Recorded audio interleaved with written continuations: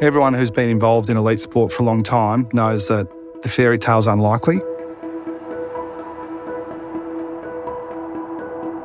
The challenge and challenges that we've had throughout my time is that we've had some big losses in big games, and that's the part that's tough.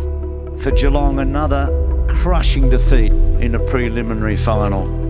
You lose prelim, 13 prelim, 16, 17, 19 prelim, 20 grand final, 21 prelim. You have these hopes and dreams and then you sort of fall a bit short and you feel like you've failed, and it's tough to get motivated. We were a good team. We just weren't quite good enough to beat those, generational teams. I appreciate how hard it is to win the whole thing.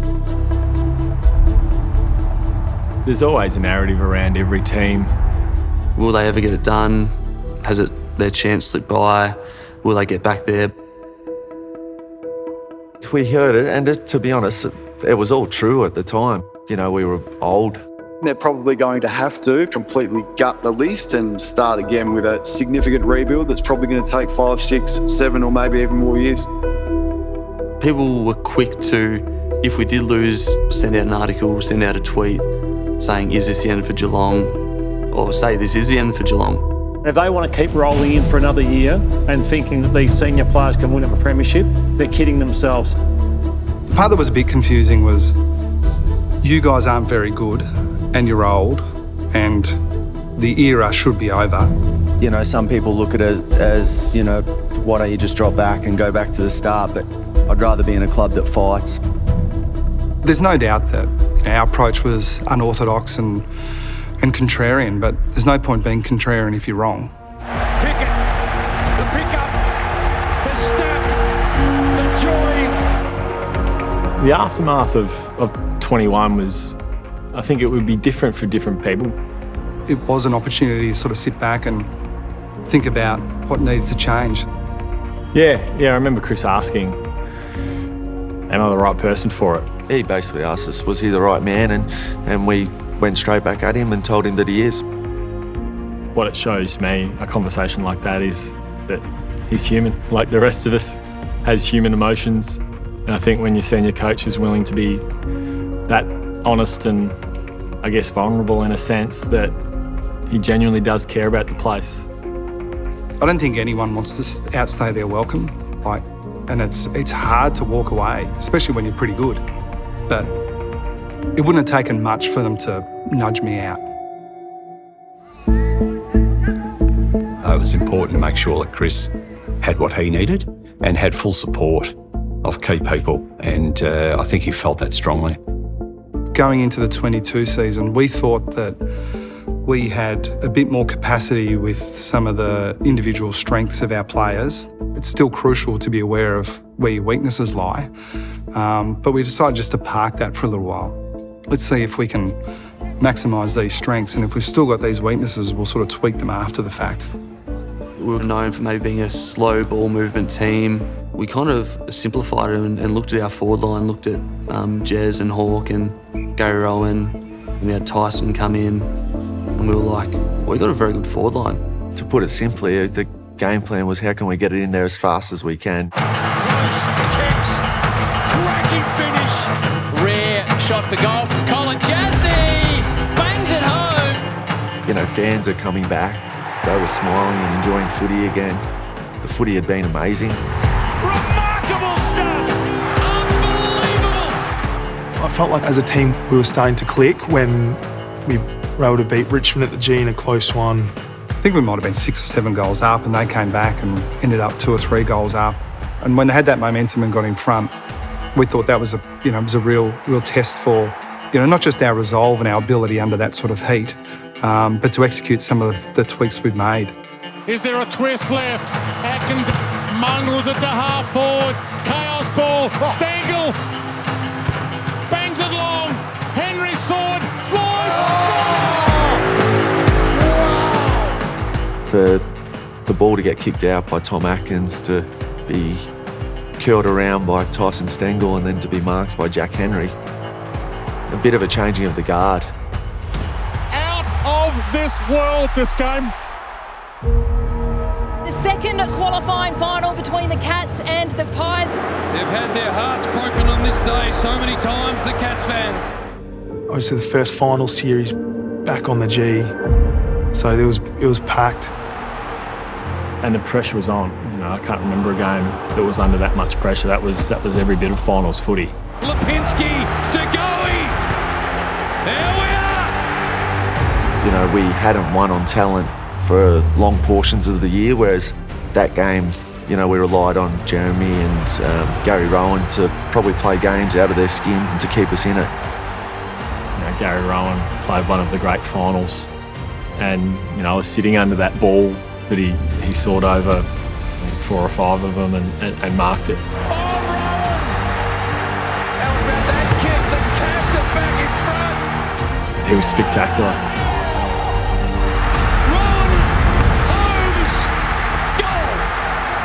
It was probably the biggest challenge that we'd had in months. My strongest memory of that Collingwood game was walking off the ground and feeling really confident with where we were going. Spot in the 2022 grand final up for grabs. Slap forward into the hands of Dangerfield. Oh, he's on. He's on the danger. Geelong celebrate. They are through to their 19th grand final.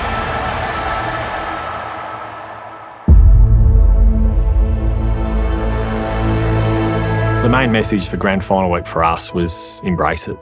You know, don't spend your whole career or the whole year building up to something that you want to achieve and be a part of, and then bury it when you actually get into that week. We know that our whole game has been built around optimism. Like, what can we do if we're at our best? What do we look like, or what could we look like if we maximise our strengths? When we get that right, then, geez, that's hard to play against. Okay, but we know that hard times come.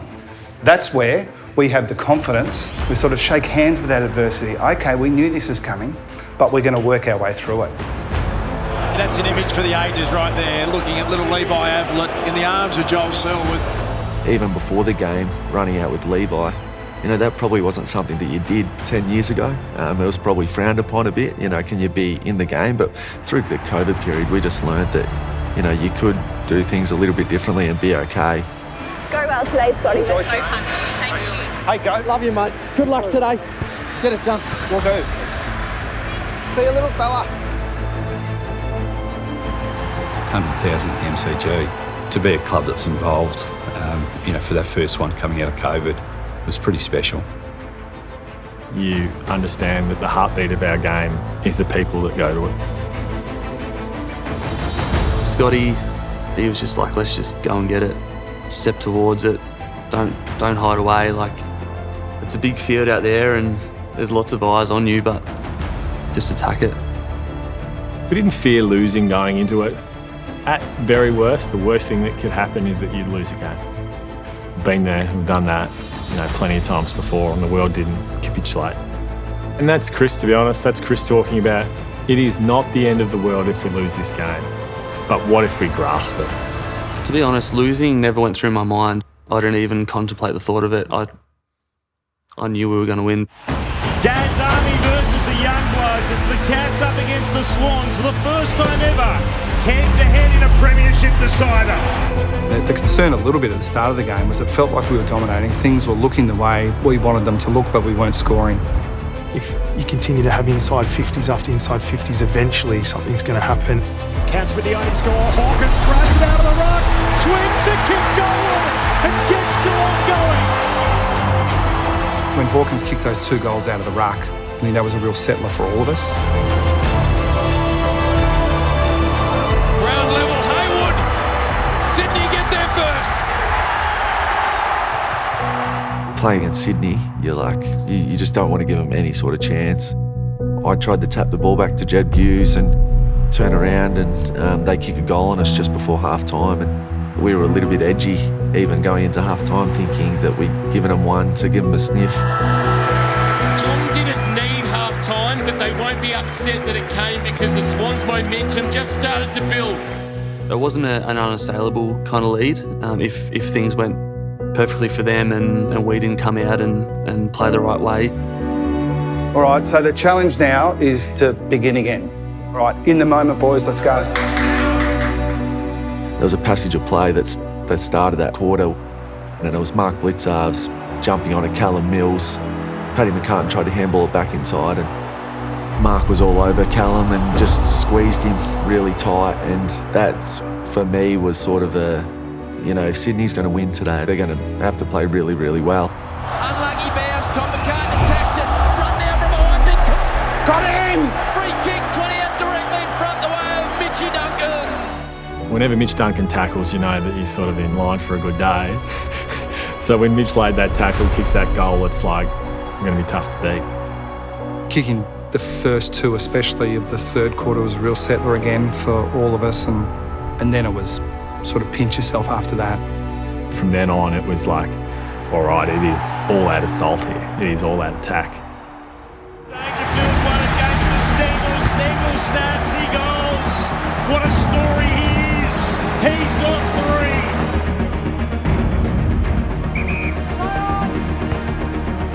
Stengel, the man is a genius. Stengel's got 4. I didn't really allow myself to let it sink in until three-quarter time, probably. Yeah, three-quarter time is a nice moment. Okay, the discipline's been elite. There is no rubbing their nose in it. It's just us. Keep playing, keep going forward. Let's get it down to Tyson Jez. Knocked down to Selwood, wouldn't it be great? The goal is something that I'll obviously appreciate in years to come. I don't usually throw it on the check side too much. He can't kick that far normally with a drop punt. Selwood, be great to see him kick a goal.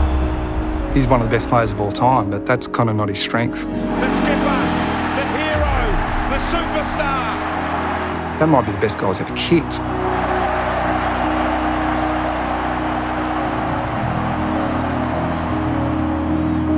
It was wonderful when, great things happen to even greater people. And, he's embodied so much of what we want to be as a football club for so long. And for it to finish that way, it's a pretty special moment. Not many athletes in any sport get a fairy tale ending like that. And when we got the fairy tale and he got the fairy tale, it was, almost a pinnacle as a coach. When I came to the bench in the last quarter, I actually got on the phone to him, and he was one that knew that I was finishing up. I'd had a conversation with him, and I just congratulated him before I ran back out the last time and told him to enjoy it. I think it was not long after that he got to come to the bench and probably do that. Good man. Let's enjoy the last 10, okay? He got on the phone, pretty much say, can you believe it, we did it.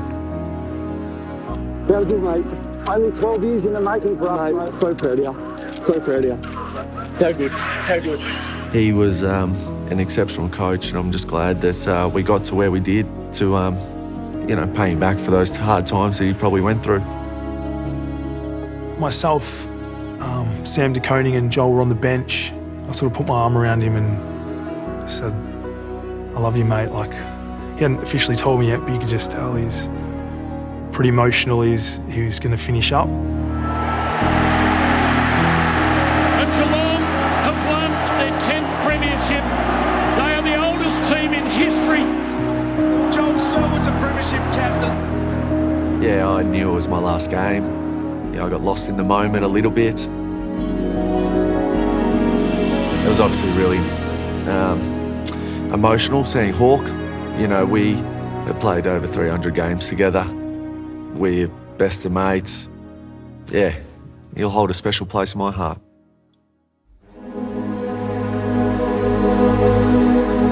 The narrative for us for so long had been that you can't win the big games, but if you only ever listen to the external and what you can't do rather than what you can, then it's going to be a pretty lonely existence, I think.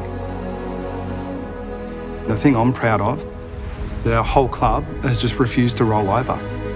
Yeah, there's probably some criticism there at times, but if you're going to get criticised for always giving yourself a chance to win it and, finishing in the top 4 and, not accepting that the competition or the system's kind of caught up with you, yeah, if you criticise for that, then I'll wear that. That's okay. I'd much rather be there than sort of safely out of the conversation. He's now a two-time Premiership player and a two-time Premiership coach, which is an unbelievable record. He deserves that because he's actually done the work. I mean, at some point, you know, it'll change for us, and we'll need to move quickly when that happens, but it's not now.